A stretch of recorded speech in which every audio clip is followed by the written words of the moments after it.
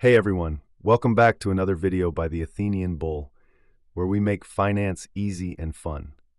Today, we're diving into the world of stock options.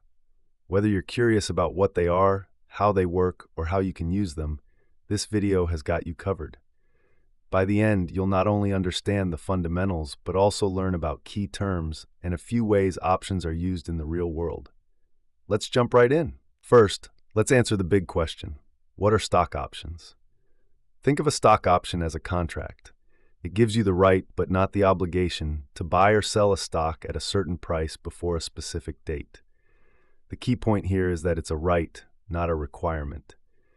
There are two types of options you need to know: call options and put options. A call option gives you the right to buy a stock at a certain price. Imagine this as reserving the right to purchase something in the future at today's price. A put option gives you the right to sell a stock at a certain price. It's like having the ability to lock in a sale price, even if the market value drops later. All right, now that we know the basics, let's dive into some key terms you'll need to understand to navigate the world of stock options. Strike price. This is the price at which you can buy or sell the stock according to the option contract. Think of it as the deal price written in the contract. Expiration date. Options aren't forever. This is the deadline by which you must decide to use your option or let it expire. Premium. This is the cost of the option itself, the price you pay to own the contract. Think of it like a ticket price to participate in the game. In the money, this means the option has value. For example, if a call option lets you buy a stock for $50, but the stock is worth $70, you're in the money because you can buy at a discount. Out of the money. The opposite. Your option wouldn't make money right now. Using the same example, if the stock is only worth $40, the call option is out of the money because it's cheaper to buy the stock outright. Now, let's talk about why people use stock options. Believe it or not, they're not just for professional traders. Here are three common uses. Hedging risk.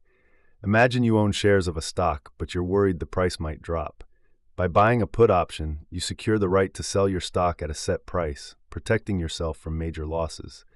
It's like an insurance policy for your investments. Speculation. Some investors use options to speculate or bet on the future price of a stock. For example, if you think a stock will go up, you might buy a call option. If the stock does rise, you can buy it at a lower price and profit. Income generation. Advanced traders sometimes sell options to earn income. For instance, if you own a stock and sell a call option on it, you collect a premium.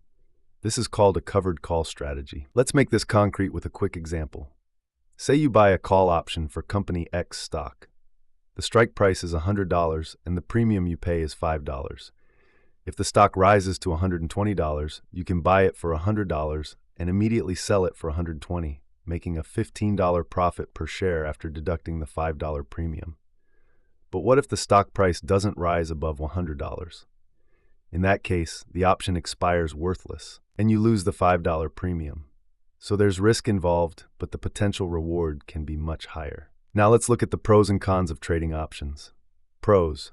Flexibility. Options allow you to profit in rising, falling, or even stagnant markets. Leverage. You can control a large amount of stock with a smaller investment. Risk management. Options can be used to hedge against losses in your portfolio. Cons. Complexity. They can be tricky to understand and require research. Time sensitivity. Options have expiration dates, so timing is crucial. Potential losses.